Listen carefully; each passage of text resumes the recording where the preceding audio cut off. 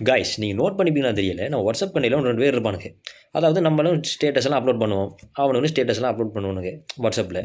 ஆனால் ஒரு 1, 2 பேர் இருப்பானுங்க. இப்போ பார்த்தோம்னா மார்னிங் டைமில் பார்த்தோம்னா லவ் ஸ்டேட்டஸ் போடுவான். நான் பாப்பா பாடுறா லவ் பண்ணுறான் போல. சரி ஓகே. சரி விட லஞ்ச் டைம் பார்த்தோம்னா பிரேக்கப் ஆன மாதிரி போடுவான். என்ன இப்போ தானே லவ் ஸ்டேட்டஸ் போட்டான். ஓ ஏதோ பிரேக்கப் ஆகிட்டு போல. சரி இல்லாட்டி ஏதோ பிரச்சனை போல அப்படின்னு நம்ம நினைப்போம். அப்படி நம்ம ஈவினிங் டைம் பார்த்தோம்னா மறுபடியும் ஸ்டேட்டஸ் போடுவான். உன்னை நீங்கள் ஃபிக்ஸ் பண்ணிக்க விட்டுட்டு போன உனக்கு என்ன உன்னை நீங்கள் ஃபிக்ஸ் பண்ணிக்க அப்படின்னு சொல்லி ஸ்டேட்டஸ் போடுவான். நான் பார்ப்போம் ஓகேடா அவன் மோட்டிவேட்டாக போடுறான். சரி இனி அவன் திருந்திடுவான். எல்லாமே ஓகே. இனி அவனுக்கு எல்லாமே ஃபுல்லாக சக்ஸஸ் தான் நினச்சிருக்குள்ள பார்த்து மறுபடியும் அடுத்த நாள் மார்னிங் போடுவான். மறுபடியும் லவ் ஸ்டேட்டஸ் போடுவான். பாப்பா மறுபடியும் சேர்ந்தாங்க போல அப்படின்னு நம்ம பார்க்குறலாம் நினச்சிடுவோம். பார்த்தா மறுபடியும் அதே மாதிரியே பிரேக்கப் ஸ்டேட்டஸ் போடுவான். அதேமாதிரி மோட்டிவேட் போடுவான். இப்படியே போட்டு கொண்டு இருப்பானுங்க. இது ஒரு நாள் தான் நடக்காது கைஸ். இது இப்படியே தொடர்ச்சியாக கண்டினியூ நடந்துகிட்டு இருக்கும். அதாவது இதில் நான் என்ன சொல்ல வரேன்டா, இவனை மாதிரியே நிறைய பேர் இருக்கானுங்க வாட்ஸ்அப் கண்டெக்டில். என்னோட கண்டெக்ட்லேயே நிறைய பேர் இருக்கானுங்க.